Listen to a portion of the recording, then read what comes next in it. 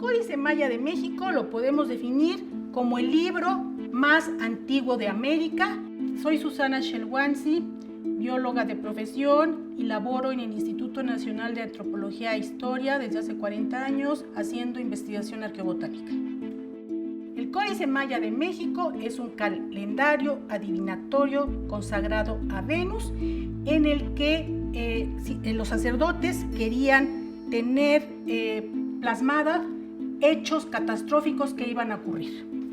Algunas de las predicciones que establece el Códice Maya de México son sequías, guerras, momentos difíciles en la vida de los mayas. Yo nunca realmente planeé ni pensé participar en este proyecto, ni imaginé que pudiera trabajar con un material, con un libro tan importante como es el Códice Maya de México. El rol que yo tuve como bióloga en este proyecto fue el determinar el género vegetal con el que fue elaborado el Códice Maya de México. El papel amate es un material que se utilizó, entre otras cosas, como soporte pictográfico. La explotación intensiva que hicieron los artesanos desde el siglo pasado acabó con toda la población de ficus que existía. El único lugar en México donde actualmente se sigue elaborando papel amate es en San Pablito, Pahuatlán, pero con un árbol que se llama jonote. Mi nombre es José Daniel Santos de la Puerta. Me dedico a elaborar las artesanías de papel amate.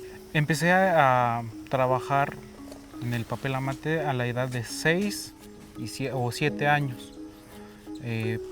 Lo primero que yo hacía era ayudarle a mis papás.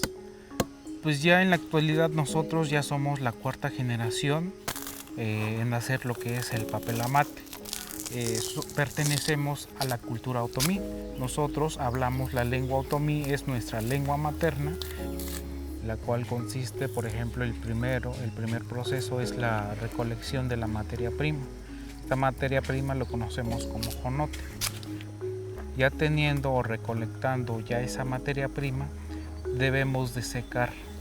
Y para que se conserve y no se vaya a echar a perder, porque como es un recurso natural, pues se puede echar a perder o se puede pudrir. Entonces, debemos de secar en el sol. Entonces, después de secar la fibra o la materia prima, pasa este proceso de ablandamiento. Entonces, para poder ablandarla, debemos de hervir. Ese proceso tarda más o menos como 10 horas.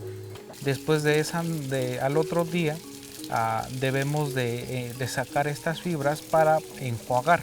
¿Por qué enjuagar? Porque durante ese lapso de tiempo de las 10 horas que está hirviendo, suelta una resina natural o jugo natural.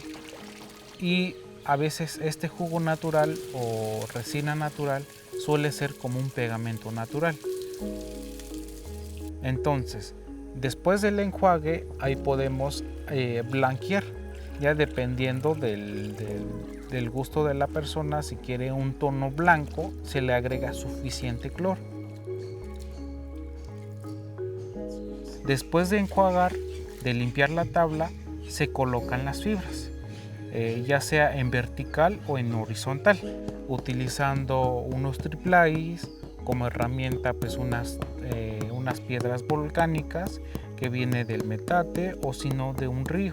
Se cierre por completo, que sea una sola pieza. Aquí en San Pablito somos muy arraigadas con nuestra cultura otomí, con nuestra lengua otomí y sobre todo pues al papel amate, ¿no? Porque pues sin ellos pues no seríamos lo que somos ahorita. La verdad sí siento que con mis ancestros y ahorita en el trabajo que nosotros hacemos, pues sí hay una conexión. Considero que la relación actual de los soportes mayas con los folios de amate actuales es la escritura pictográfica.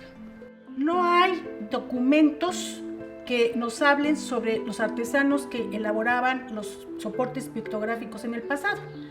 Los 3 investigadores botánicos que participamos en el estudio asumimos que debieron ser forzosamente artesanos perfectamente capacitados en esta tarea, que además la aprendieron de generación en generación y que en Mesoamérica fueron altamente valorados. El sentimiento de lograr autentificar el Códice Maya de México es lo mejor que me ha pasado en 40 años que llevo como investigadora en el INAH.